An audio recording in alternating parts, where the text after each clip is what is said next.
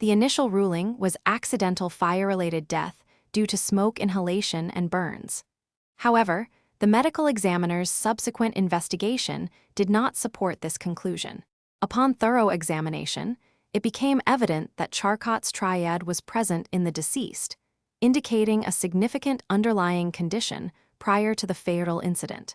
Charcot's triad, comprising abdominal pain, jaundice, and right upper quadrant tenderness, is indicative of acute cholangitis or gallbladder disease. The presence of these symptoms suggested an acute medical event that could have compromised the individual's ability to escape during the fire. Further toxicological analysis revealed no significant levels of alcohol or other substances that would impair judgment or motor skills. This finding prompted a reevaluation of the timeline and circumstances leading up to the deceased's death, shifting focus from immediate environmental factors to pre-existing medical conditions. Chapter: Case Background. The incident under investigation occurred at a single-family residence in suburban Springfield on October 15, 2023. The report was filed by Mrs. Eliza Thompson, who noticed smoke emanating from her neighbor's property at approximately 4:30 p.m. while returning home from work. Upon approaching the premises, she observed heavy black smoke billowing from a ground floor window and noted that no one had responded to her repeated calls for help. Mrs. Thompson immediately alerted emergency services, which included firefighters and local law enforcement. Upon arrival, authorities found the front door locked, necessitating forced entry. Inside, they discovered the house engulfed in thick smoke, with signs of rapid flame spread consistent with a flashover event. Initial search efforts were challenging due to hazardous conditions, but ultimately led to the discovery of the deceased in the living room area. The scene was characterized by significant fire damage, and Mrs. Thompson reported no prior knowledge of any ongoing issues or conflicts within the household that might have contributed to the incident. The cause of death and manner of death remained undetermined at this stage, pending further investigation. Chapter: Initial findings upon arrival at the residence. First responders noted a significant fire originating from the living room area. Smoke inhalation was evident among the surviving occupants, who were immediately evacuated and provided medical attention. The deceased was located in a prone position near the bedroom doorway, suggesting an attempt to escape the rapidly spreading flames. Initial visual examination revealed soot accumulation around the mouth and nostrils of the deceased, indicative of smoke inhalation, but no obvious external thermal injuries or burns consistent with immediate contact with flames. This observation prompted a cautious manner of death classification, pending further evaluation by the medical examiner's office, due to the complexity of fire-related fatalities. The scene was secured for forensic processing, focusing on preserving potential evidence such as accelerants and ignition sources. The absence of severe thermal damage to the body, while maintaining signs of smoke inhalation, necessitated a thorough autopsy to confirm cause and manner of death. Chapter: Forensic investigation. Upon arrival at the scene, investigators meticulously documented and collected various items for forensic analysis. Physical evidence included charred remains, fragmented personal effects, and debris from the fire's origin point. The deceased was found in a compromised position near the center of the blaze, with significant thermal damage to both body and clothing. Notable were traces of accelerant on the floorboards and an absence of forced entry signs. Charcot's triad was evident post-mortem. Pinpoint pupils, skin petechiae, and evidence of carbon monoxide inhalation. The chain of custody was meticulously maintained through continuous documentation and secure transportation to the laboratory for toxicological analysis. Autopsy findings revealed the presence of Charcot's triad in the deceased, indicating severe carbon monoxide poisoning concurrent with thermal injuries sustained during a fire-related incident. Blood and tissue samples underwent comprehensive toxicological analysis to quantify carboxyhemoglobin levels, which were elevated at 45%. Gas chromatography mass spectrometry confirmed the absence of ethanol or other volatile substances that could confound interpretation.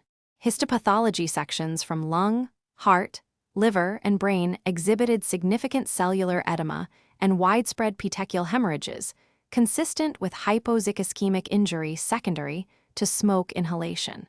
Microscopic examination identified hemosiderin-laden macrophages indicative of chronic pulmonary inflammation, exacerbated by repeated exposure to particulate matter.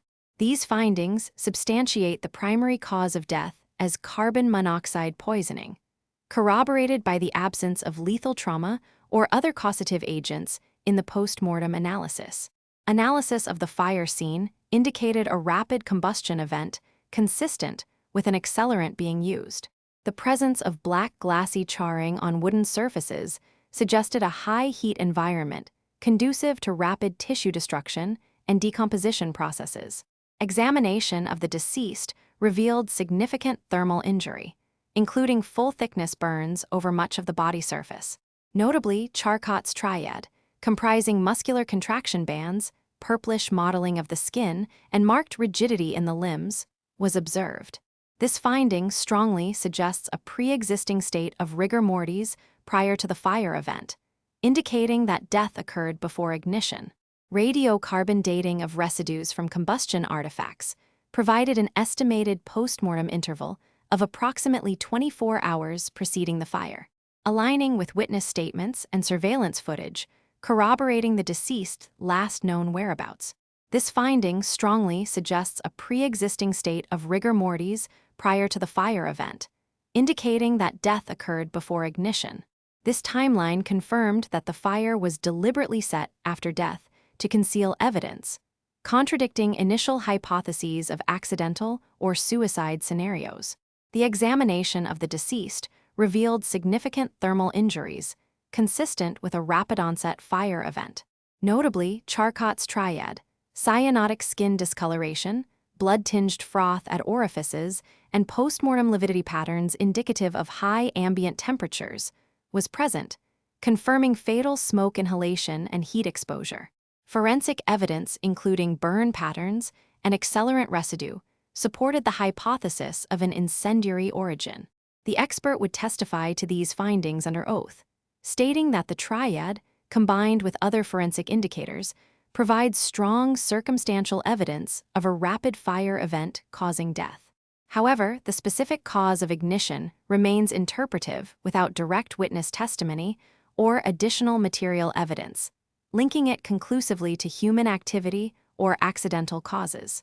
Chapter Resolution. The post-mortem examination revealed CHARCOT'S triad in the deceased, indicating a definitive diagnosis of hypostasis, rigor mortis, and livor mortis, consistent with a death that occurred prior to the fire's ignition. Initially, the presence of soot and thermal damage suggested an acute demise due to inhalation or exposure to heat.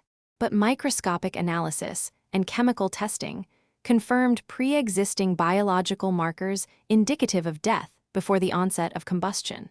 Chapter Resolution. The post-mortem examination revealed CHARCOT'S triad in the deceased, indicating a definitive diagnosis of hypostasis, rigor mortis, and livor mortis, consistent with a death that occurred prior to the fire's ignition.